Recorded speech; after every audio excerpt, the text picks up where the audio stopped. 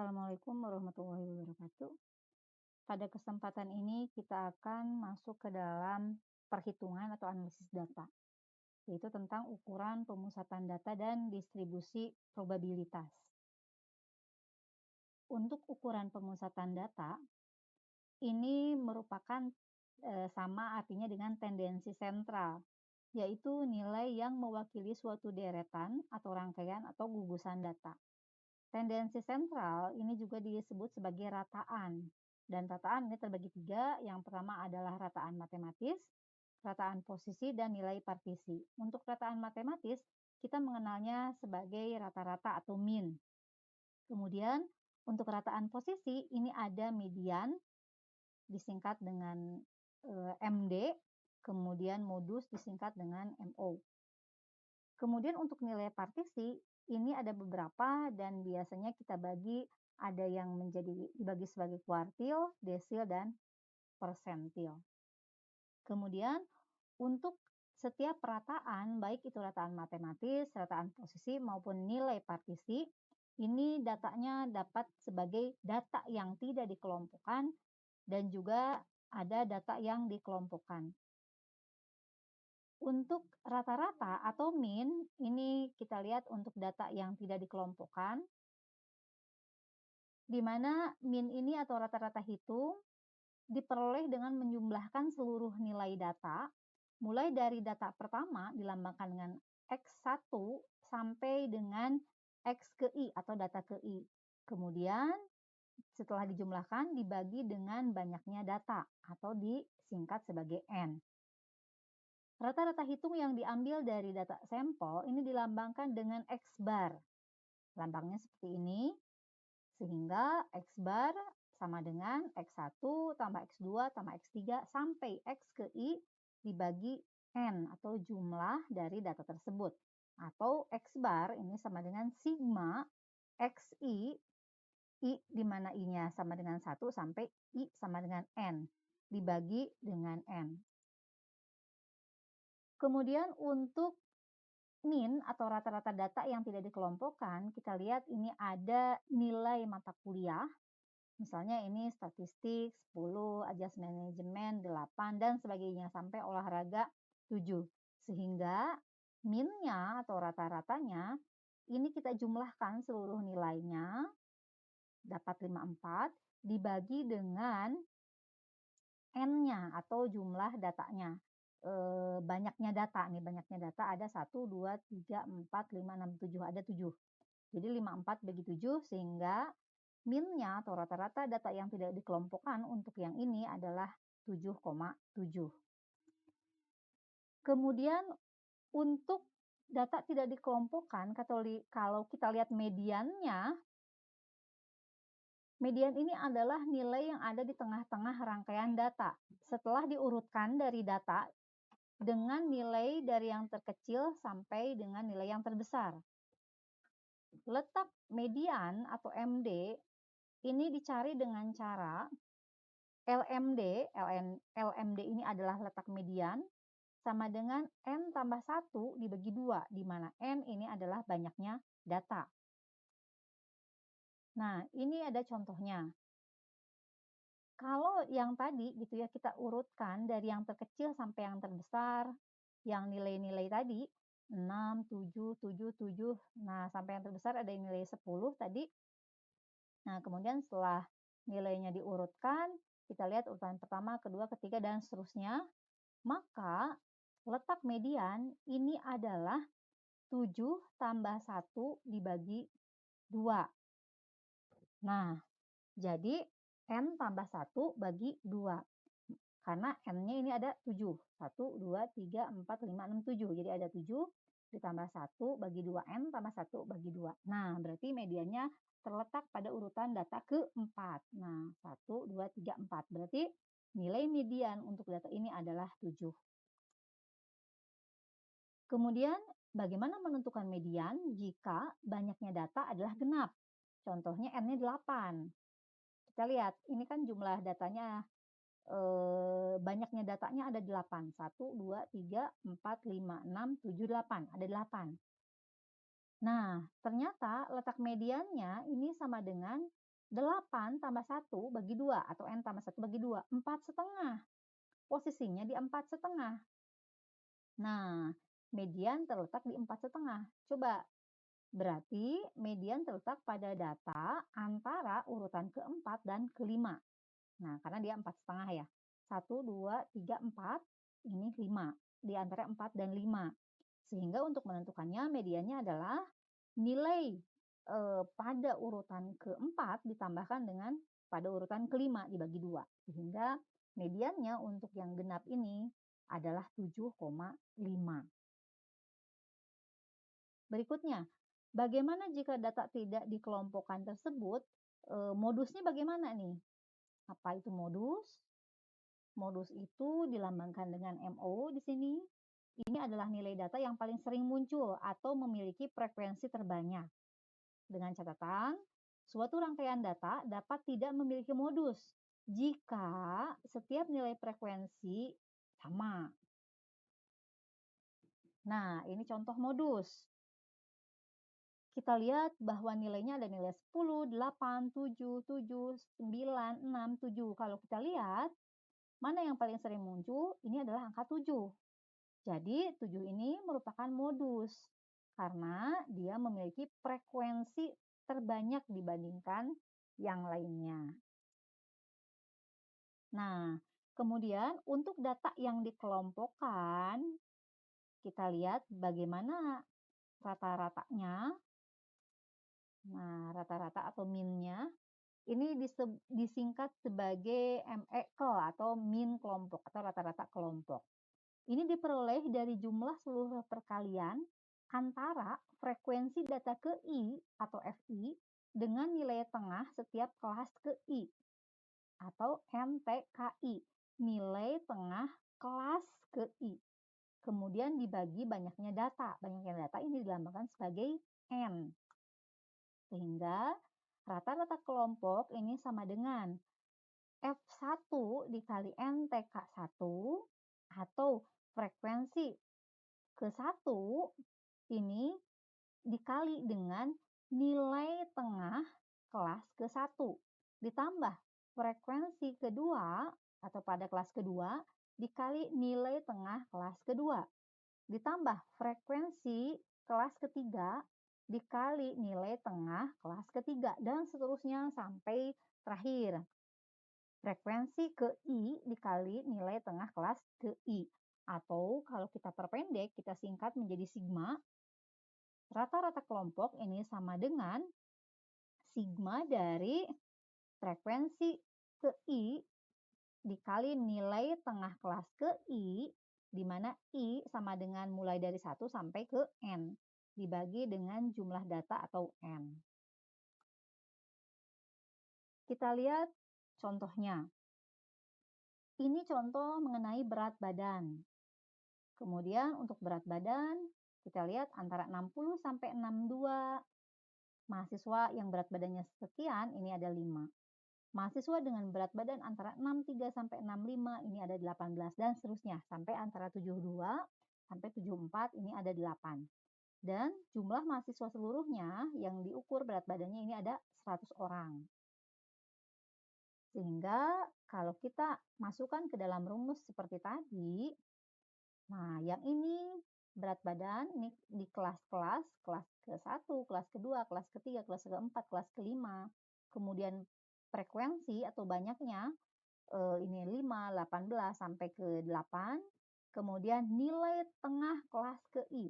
Nah, kalau nilai tengah berarti kita lihat ini antara 60 sampai 62. Berarti pertengahannya adalah 61. 63 sampai 65, pertengahannya adalah 64. Dan seterusnya sampai 72 sampai 74. Nah, nilai tengahnya adalah 73. Nah, kemudian dari situ di setiap kelas frekuensi dikali nilai tengahnya masing-masing. 5 dikali 61 dapat 305. Diteruskan sampai 8 kali 73. Didapatkan 584. Sehingga frekuensi kali nilai tengah masing-masing kalau dijumlahkan, diakumulasikan ini 6745. Maka X barnya atau rata-rata kelompoknya adalah 6745 dibagi 100. Sehingga ini sama dengan 67,4 atau dibulatkan 67. Jadi, rata-rata kelompok untuk berat badan mahasiswa ini adalah sekitar 67. Kemudian bagaimana dengan mediannya? Median untuk data yang dikelompokkan. Untuk median, ini yang pertama adalah kita harus mencari dulu letak median data kelompok. Bagaimana cara mencarinya? Ini adalah dengan cara letak median data untuk kelompok ini adalah N dibagi 2, di mana N adalah banyaknya data. Nilai median kelompok ini dicari dengan median kelompok sama dengan TKBMD. Apa itu TKBMD? Tepi kelas bawah dari kelas yang mengandung median. Jadi tepi kelas bawah dari kelas yang mengandung median. Ditambahkan N/2, N/2 ini adalah letak mediannya, dikurang F-cum atau frekuensi kumulatif BMD. Apa itu BMD? Frekuensi kumulatif kelas yang mengandung median. Berarti frekuensi kumulatif kelas yang mengandung median yang ini. Kemudian FMD, frekuensi kelas yang mengandung median. Nah, ini dibagi FMD, frekuensi kelas yang mengandung median, dikali IK. IK itu adalah interval kelas. Untuk lebih jelasnya, kita lihat di contoh. Kalau ini adalah berat badan, ini adalah kelas-kelasnya, kemudian frekuensinya adalah ini 5, 18, 42, 27, 8. Kemudian frekuensi kumulatif, ini adalah contoh. Untuk yang kelas pertama, baru 5. Untuk yang kelas kedua, berarti 5 tambah 18, 23. Untuk yang kelas ketiga, ini adalah 65. Berarti 5 tambah 18 tambah 42, ini 65, dan seterusnya. Jadi ini adalah nilai kumulatif. Maka, letak median adalah N dibagi 2. N dibagi 2 ini adalah N-nya 100. Karena jumlah yang diukur atau ditimbang berat badannya adalah 100. 100 dibagi 2 ini adalah 50. Nah, ini langkah pertama. Berarti kita dapat urutan ke-50 nih. Median kelompok terletak pada urutan ke-50. Nah, data yang ke-50 ini ada pada kelas ketiga. Karena kan kalau di kelas kedua ini datanya baru data ke-23. Tapi kalau di kelas ketiga ini sampai data ke-65. Sedangkan mediannya terletak di data ke-50. Sehingga median ini posisinya atau letaknya ada di kelas ketiga. Nah, inilah kelas median. Urutan tersebut ini didasarkan frekuensi kelas ya, frekuensi kumulatif juga. Nah, di sini kita lihat bisa kita lihat di sini. Kemudian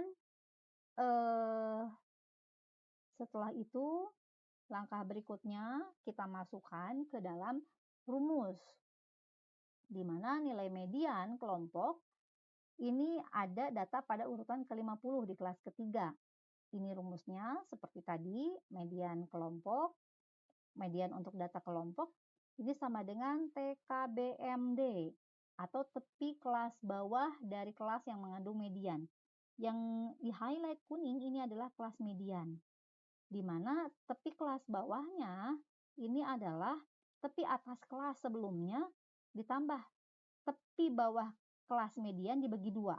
Jadi antara 65 sampai 66 berarti 65,5.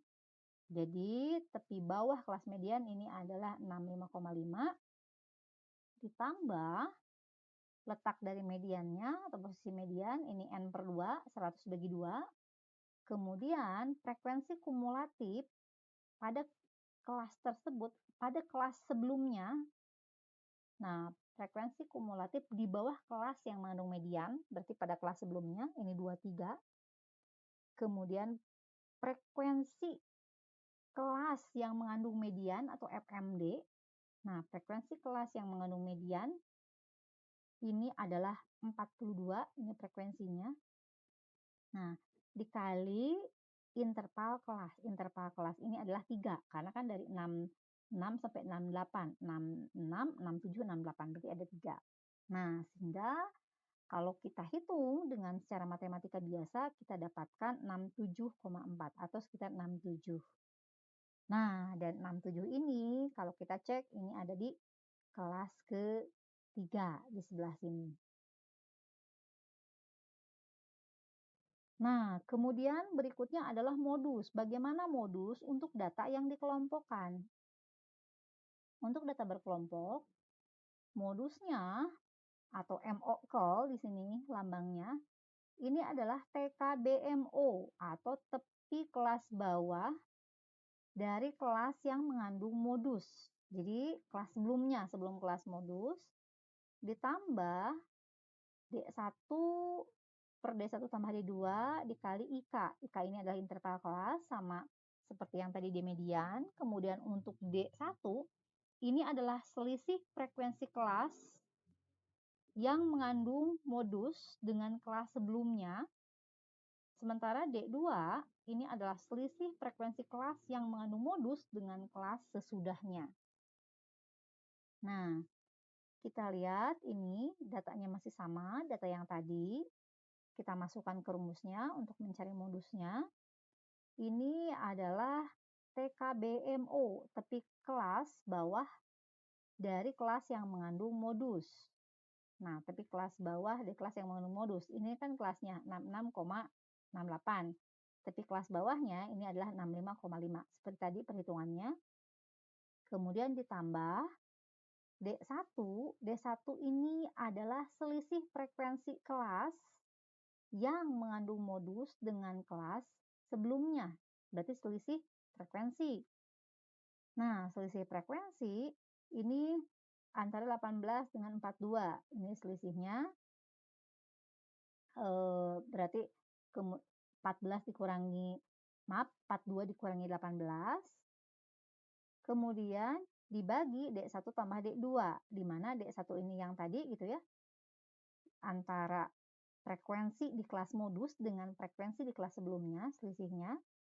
Kemudian ditambah D2. D2 ini adalah frekuensi di kelas modus dengan frekuensi di kelas setelahnya.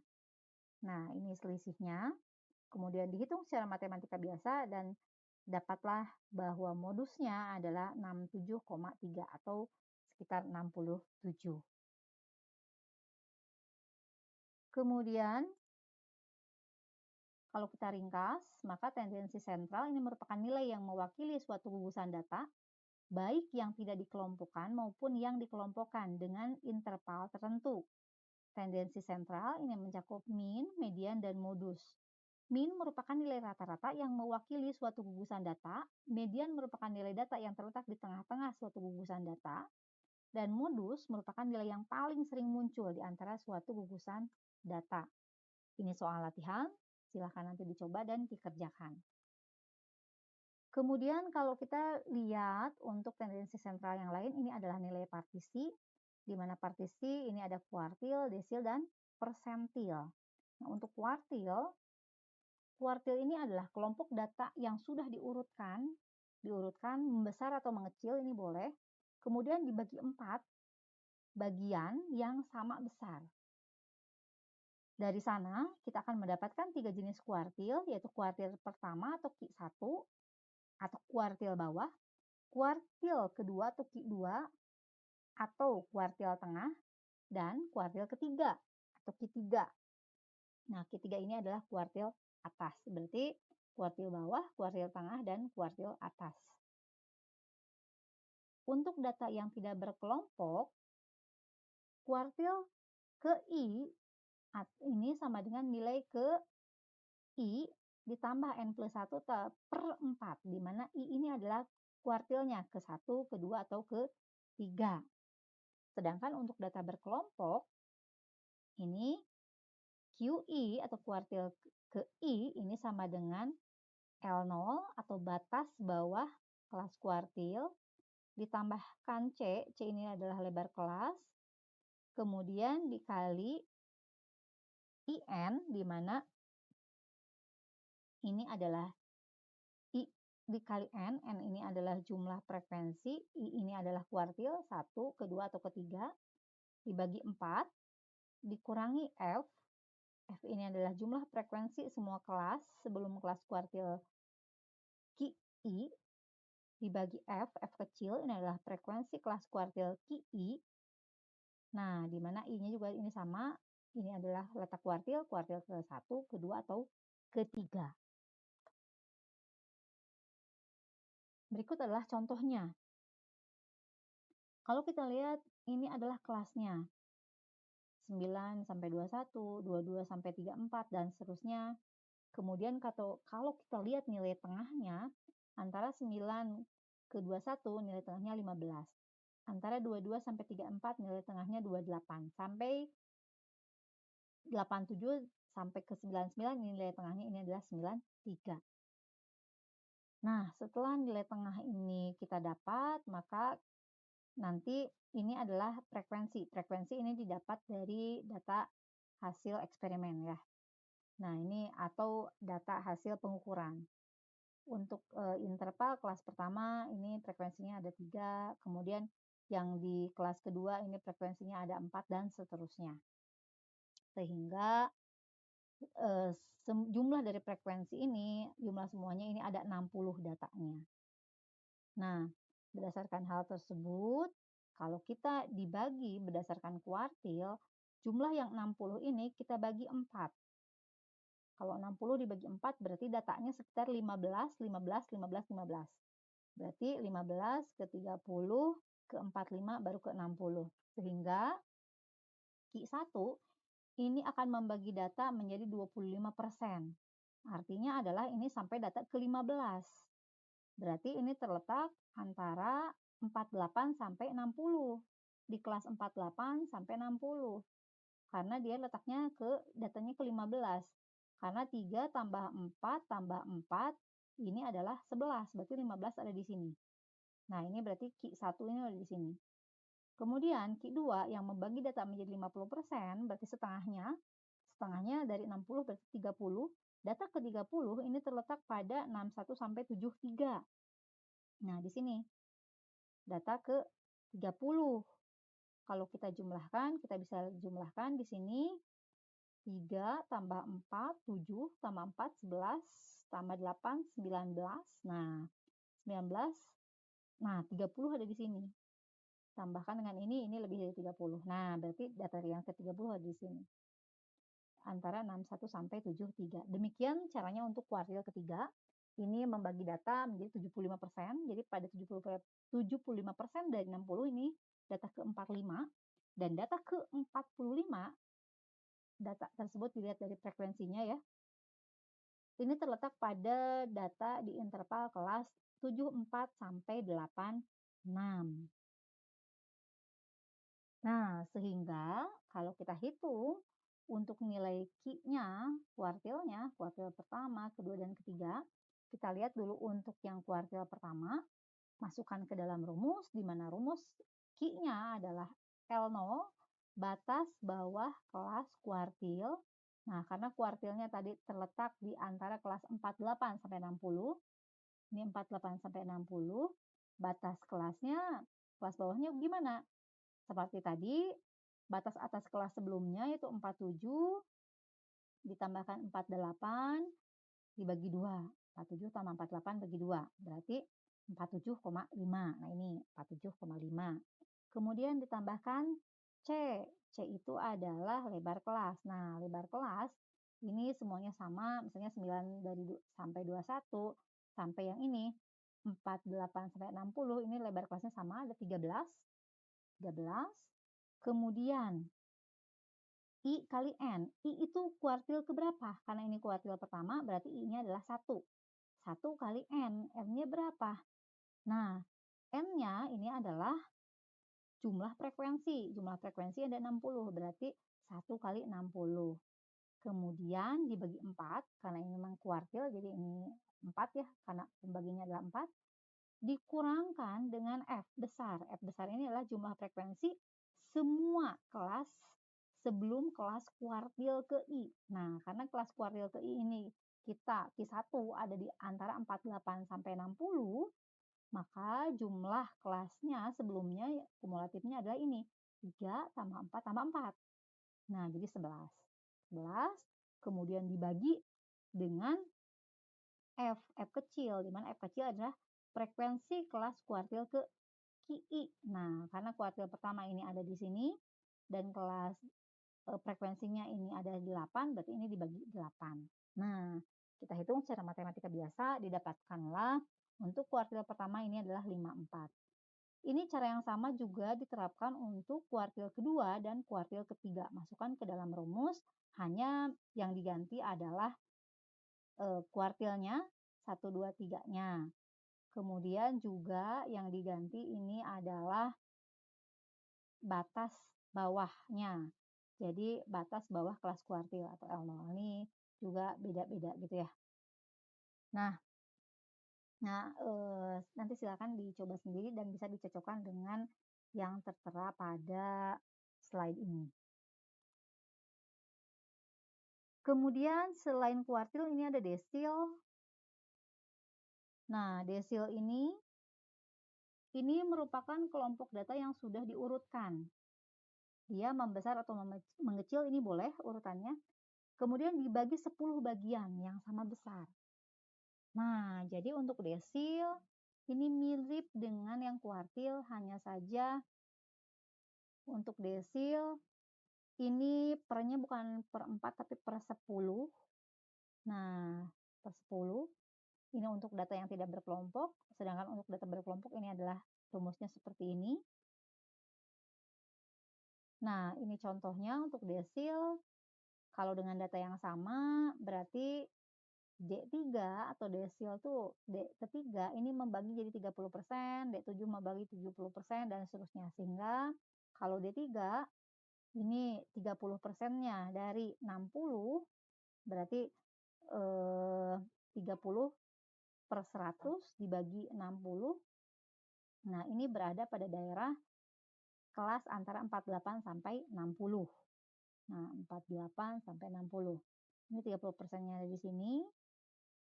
Sementara kalau 70%-nya, silakan 70 per 100 kali 60, data ke berapa? Nah, itu ada di kelas 74 sampai 86. 74 sampai 86. Sehingga untuk desil, kita bisa masukkan dengan rumus yang tadi sudah ditunjukkan. Nah, kita dapatkan desil ketiga atau D3 ini 58,875 dan D ketujuh atau desil ketujuh ini 79,72. Nah, untuk presentil ini juga sama. Hanya saja untuk presentil ini datanya dibagi jadi 100 bagian sehingga ini penyebutnya ini pernya adalah 100.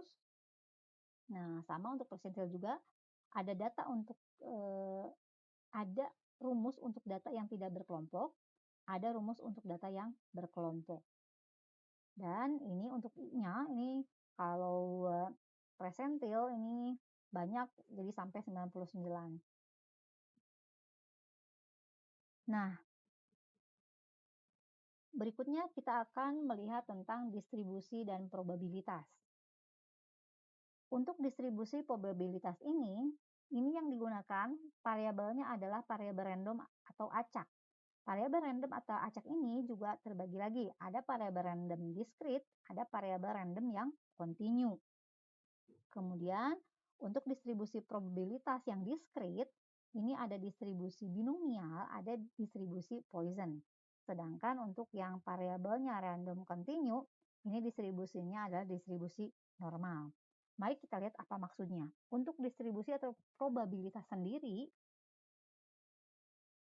ini distribusi probabilitas atau nama lainnya adalah distribusi peluang. Dia mempunyai hubungan yang erat dengan distribusi frekuensi.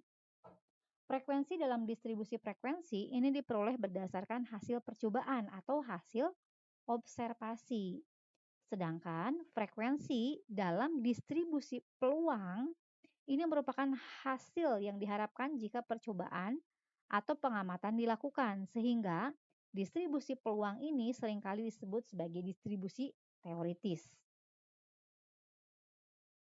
Berikut akan diberikan contoh yang dapat memperjelas pemahaman tentang konsep distribusi peluang.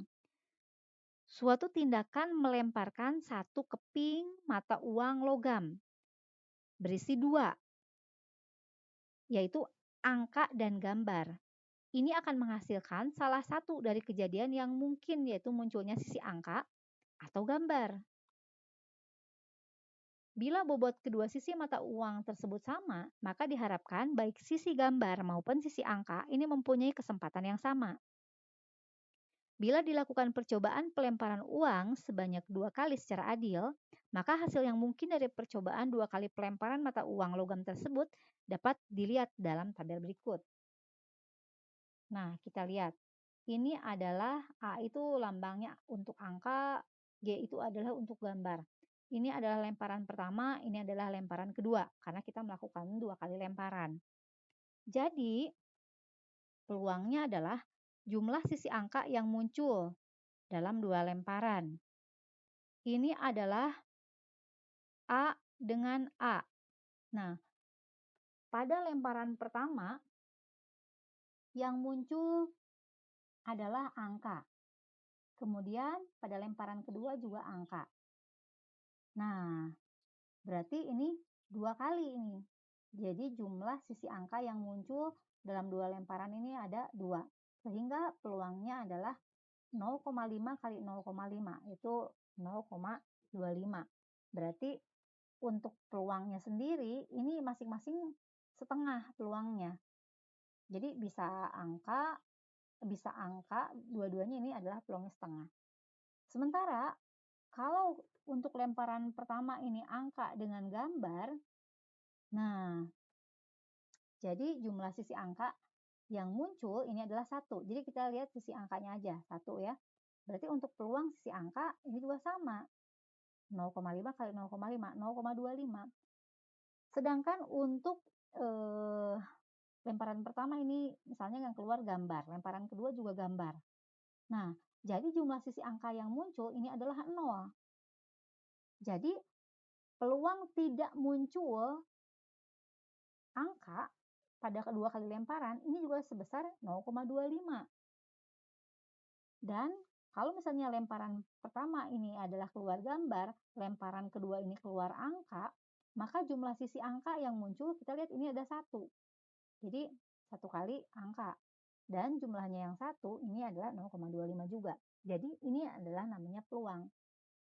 Jadi untuk kemunculan angka ini pada lemparan pertama bisa angka, lemparan kedua angka ini seperempatnya peluangnya atau 0,25.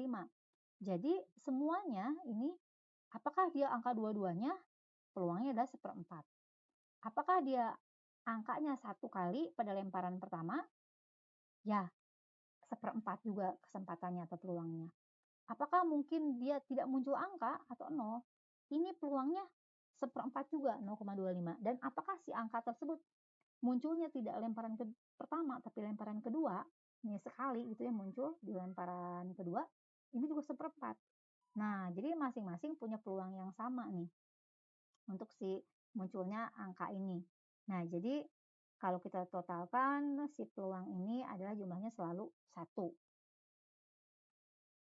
Jadi dari tabel di atas kita dapat mengetahui distribusi probabilitas jumlah sisi angka yang mungkin dihasilkan dari 2 kali lemparan uang logam seperti tertera dalam tabel di bawah. Nantinya ada tabel lagi. Meskipun demikian perlu dicatat bahwa hasil yang diperoleh ini bukanlah hasil yang nyata, tapi merupakan hasil yang diharapkan dari percobaan 2 kali. Percobaan 2 kali lemparan mata uang logam, sehingga hasil yang diperoleh disebut hasil teoritis. Jadi probabilitas ini adalah hasil teoritis. Nah, ini adalah tabel distribusi probabilitas dari kemungkinan munculnya sisi angka dalam 2 kali lemparan uang tadi. Jadi tidak muncul sama sekali sisi angka ini adalah 0. Peluangnya adalah seperempat. Jadi munculnya dua-duanya gambar. Atau muncul 1 kali angka dari 2 lemparan. Ini juga ini munculnya bisa pada lemparan pertama, bisa juga muncul pada lemparan kedua angkanya. sisi angka ini, sehingga peluangnya adalah setengah. Karena ini 1/4 tambah 1/4, jadi setengah.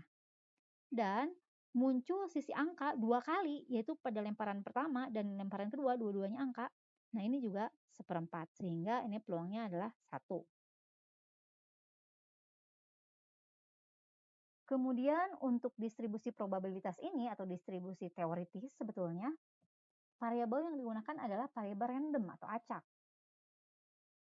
Di mana variabel random atau acak adalah variabel suatu kondisi yang menunjukkan bahwa nilai terjadinya suatu peristiwa ditentukan oleh proses kebetulan, bukan dikendalikan oleh peneliti. Kemudian dari variabel random tersebut, ini ada yang variabel random discrete, ada variabel random continue. Untuk variabel random discrete, ini adalah variabel yang besarnya tidak dapat menempati semua nilai di antara dua titik, sehingga nilainya berupa bilangan bulat. Contoh, data hasil pencacahan, misalnya banyaknya anak pada sebuah keluarga, dapat berjumlah 1, 2, 3, dan seterusnya. Tetapi tidak mungkin berjumlah 2,7, 2, 1,5. Nah, ini namanya adalah discrete.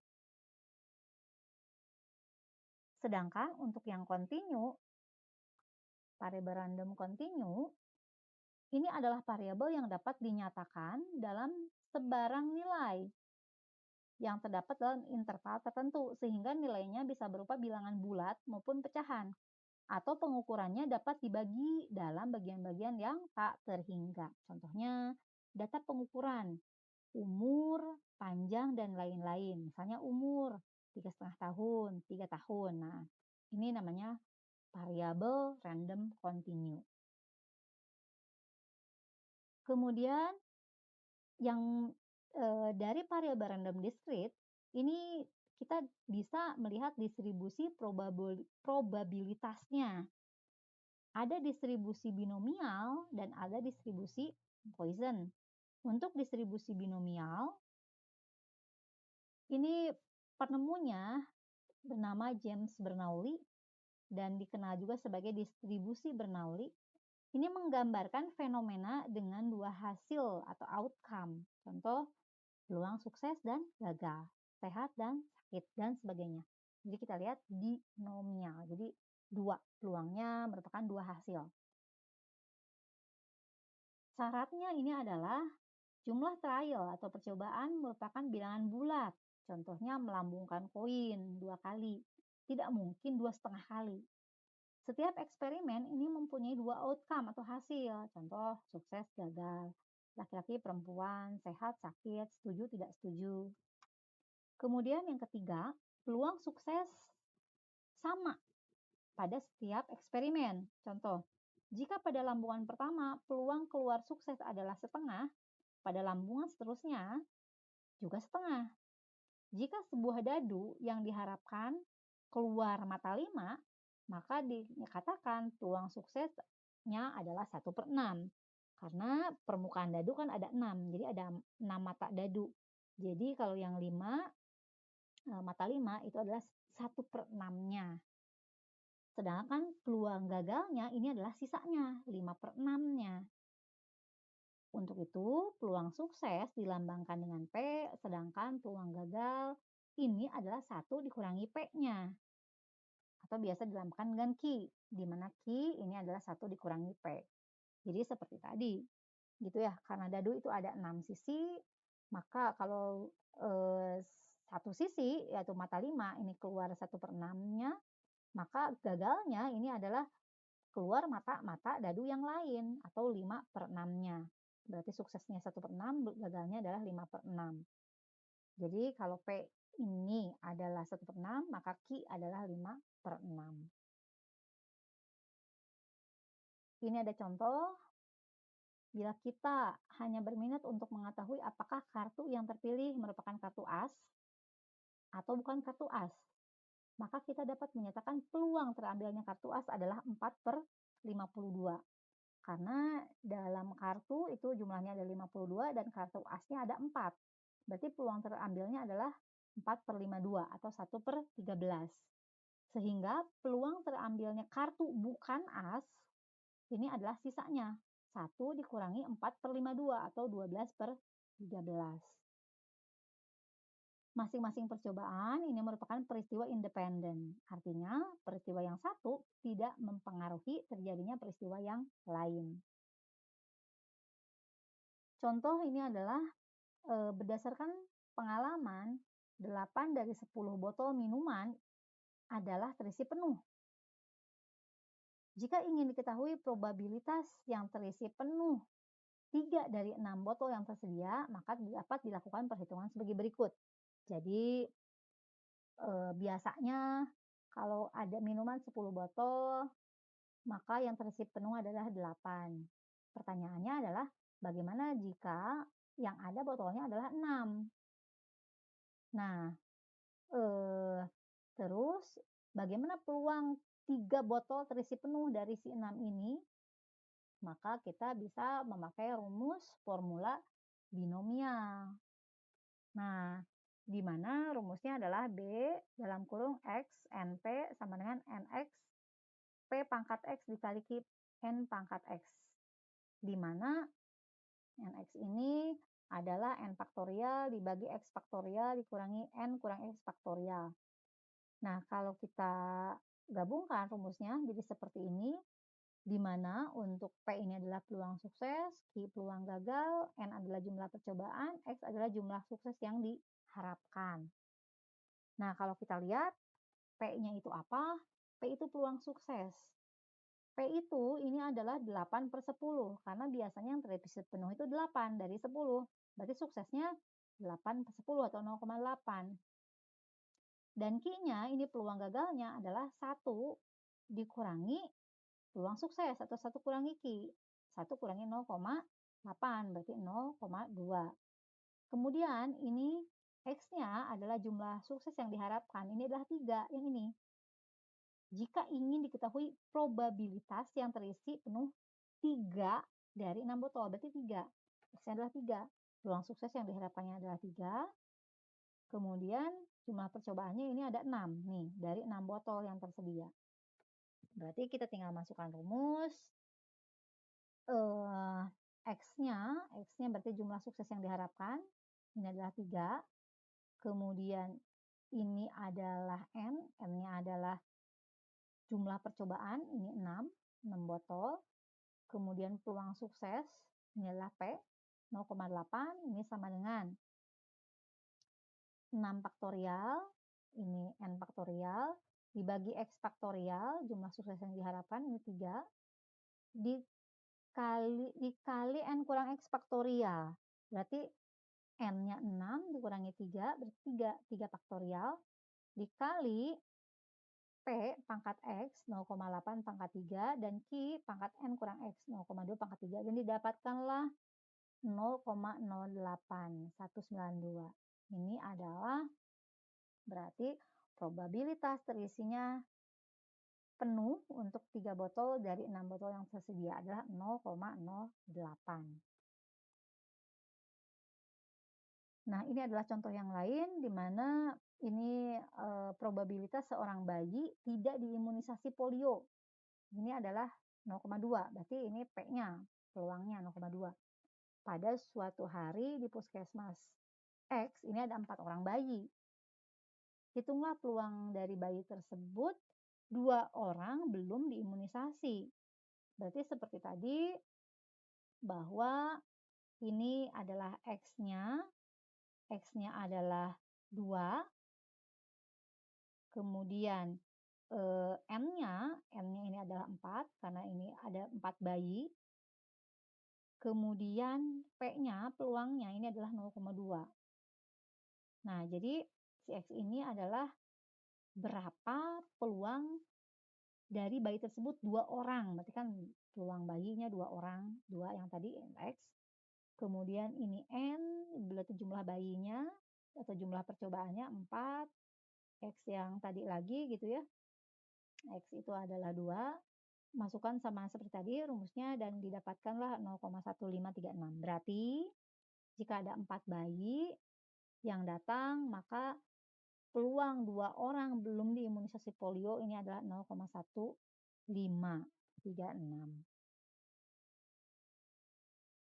Berikutnya ini adalah distribusi Poisson.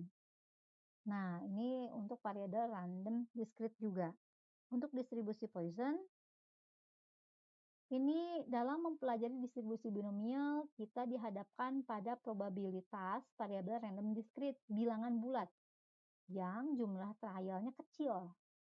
Nah, sedangkan jika dihadapkan pada suatu kejadian dengan P yang jauh sangat kecil dan menyangkut kejadian yang luas atau N-nya banyak sekali, maka digunakan distribusi Poisson. Distribusi Poisson ini dipakai untuk menentukan peluang suatu kejadian yang jarang terjadi, tetapi mengenai populasi yang luas atau area yang luas dan juga berhubungan dengan waktu.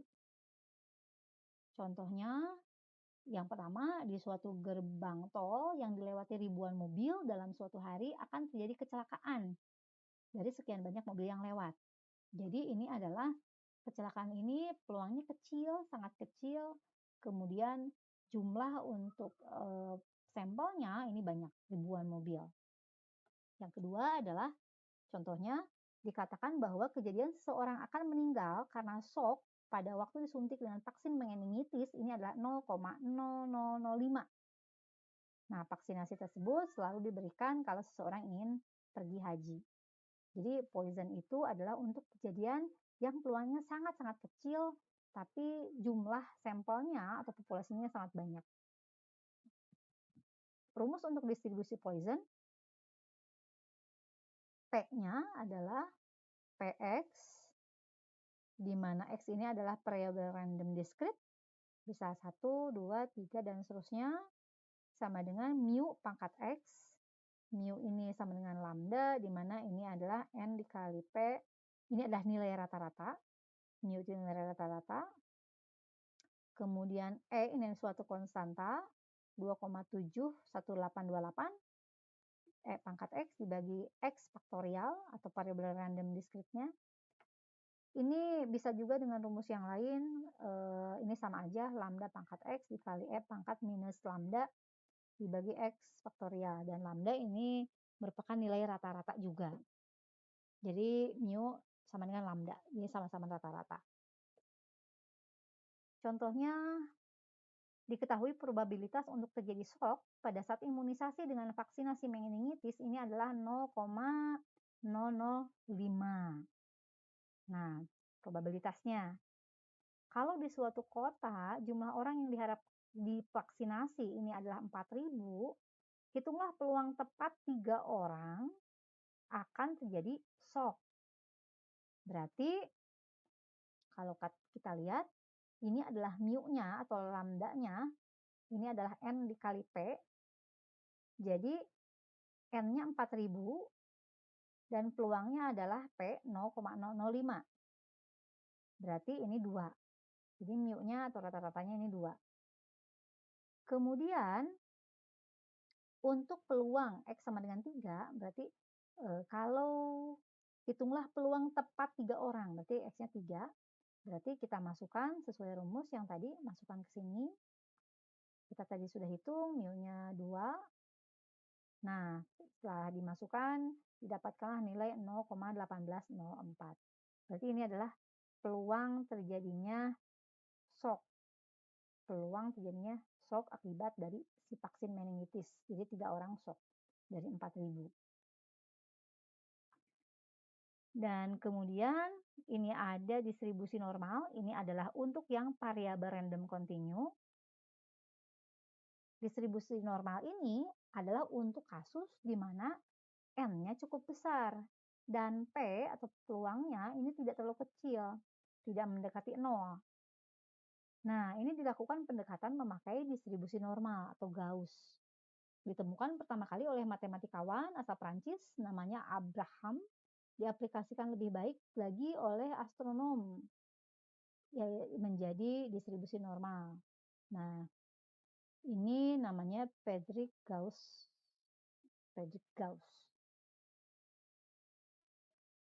Kemudian untuk distribusi normal ini, bila X adalah suatu pengubah acak normal dengan nilai tengah mu dan standar deviasi maka persamaan kurva normalnya adalah sebagai berikut. Nah, biasanya agar lebih praktis, ini cukup lumayan untuk persamaannya. Agar lebih praktis, ini telah ada tabel kurva normal, di mana tabel ini menunjukkan luas kurva normal dari suatu nilai yang dibatasi nilai tertentu. Nah, ciri khas dari distribusi normal, kurvanya ini pertama simetris seperti lonceng, titik beloknya adalah mu plus minus standar deviasi. Nah, mu ini sama dengan rata-rata ya. Kemudian luas di bawah kurva atau probabilitasnya ini 1. Jadi kalau ini kurva, berarti nilainya semua ini yang diarsir misalnya ini di bawah kurva ini 1. Disebabkan distribusi normal mempunyai bentuk simetris, seperti ini simetris, maka median dan modus juga berada di tengah-tengah kurva normal, sehingga nilai rata-rata median dan modus adalah sama. Berarti ada di sini, mu itu. Rata-rata, median, modus ini sama. Dua sisi kurva normal ini memanjang tak terbatas dan tak pernah menyentuh garis horizontal. Berarti ini nggak sampai ke berpotongan dengan sumbu X. Ini terus aja ya. Tidak pernah menyentuh garis horizontal. Kemudian luas daerah di bawah kurva ini adalah 1. Berarti ini totalnya semuanya 1. Nah, segini. Ini 1. Di sisi kanan nilai tengah dan di sisi kiri nilai tengah ini adalah setengah. Berarti dari nilai tengah ini dari sini ke sini ini adalah setengahnya, dan dari tengah ke kanan juga sama setengahnya. Untuk dapat menentukan probabilitas di dalam kurva normal umum, untuk suatu sampel yang cukup besar, terutama untuk gejala alam seperti berat badan dan tinggi badan, nilai yang akan dicari ditransformasikan dulu ke kurva normal standar melalui transformasi Z atau deviasi relatif. Dengan rumus Z ini adalah X dikurangi mu dibagi standar deviasi, atau sama aja dengan X dikurangi X bar dibagi S, di mana standar deviasi bisa lambangnya seperti ini atau S. Nah, kemudian mu ini sama dengan X bar. Ini merupakan nilai yang ada di tengah kurva.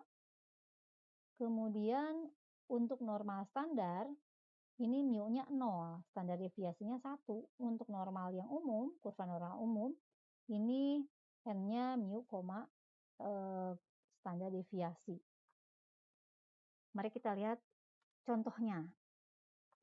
Dari penelitian terhadap 150 orang laki-laki yang berumur 40-60 tahun, didapatkan rata-rata kadar kolesterol mereka 215 mg/sen dan simpangan baku SD ini 45 mg/sen. Hitunglah peluang kita mendapatkan seorang yang kadar kolesterolnya yang pertama di atas 250 mg/sen, yang B di bawah 200 mg/sen, yang C di antara 200 sampai 275 mg/sen. Nah, dari sini maka kita akan mengambil salah satu rumus yang Z tadi. Nah, itu boleh yang mana aja karena sama.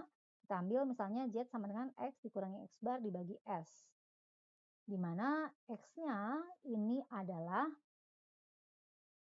peluang, berarti peluangnya yang tadi yang pertanyaan 250, 200, 200 sampai 275. Nah, ini adalah X-nya. Kemudian untuk X bar-nya ini adalah rata-ratanya. Ini adalah ini 215. Karena di soal diperoleh data bahwa didapatkan rata-rata kadar kolesterol mereka. Rata-rata. Nah, berarti rata-rata 215 mg/sen, 215. Kemudian dan simpangan baku atau SD-nya standar deviasi 45 mg/sen. Ini.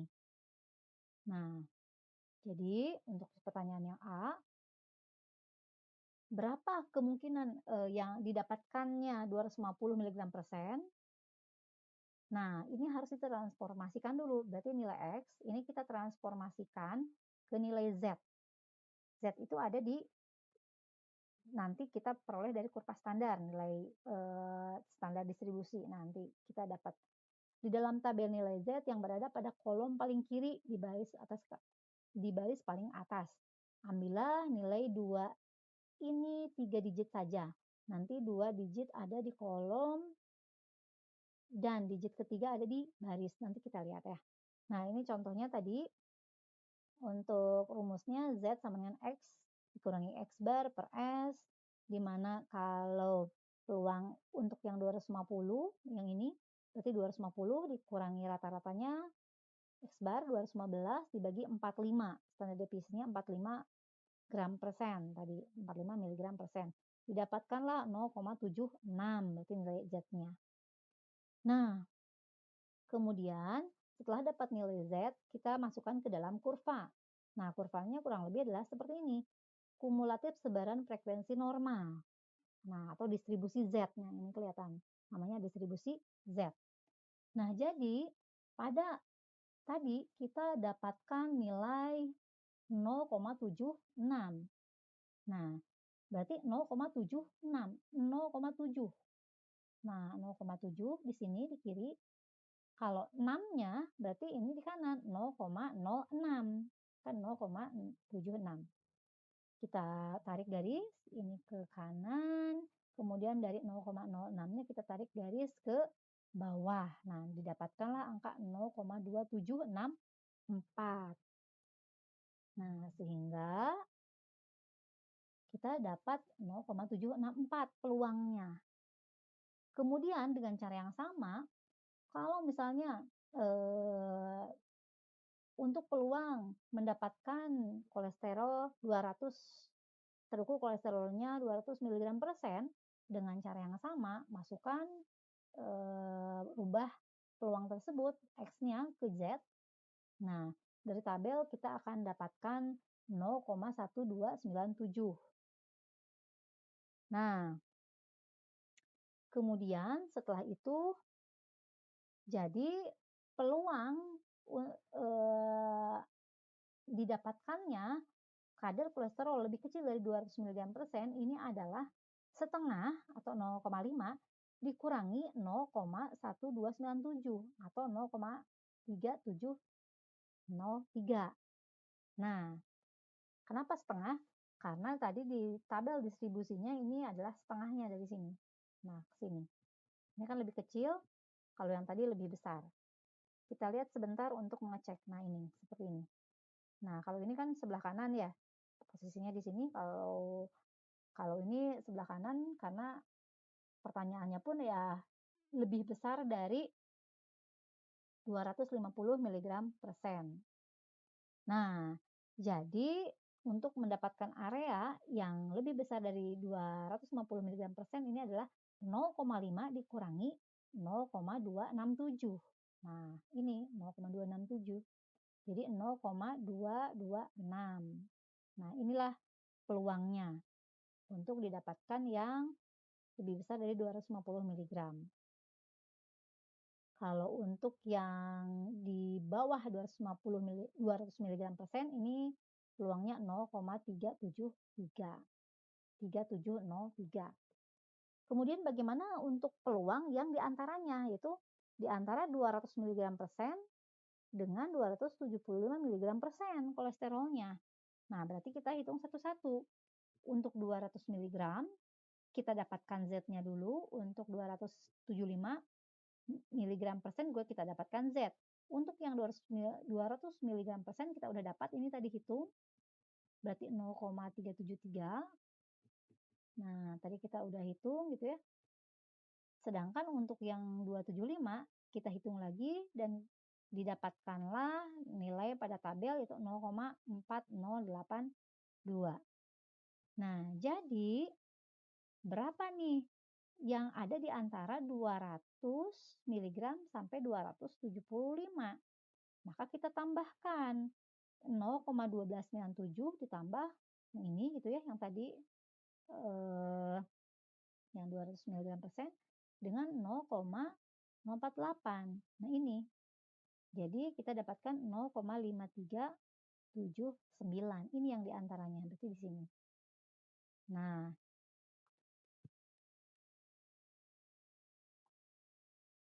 Nah, ini adalah beberapa latihan yang bisa dikerjakan untuk mencoba, melihat peluang-peluang tersebut gitu ya, untuk menghitung peluang-peluang tersebut.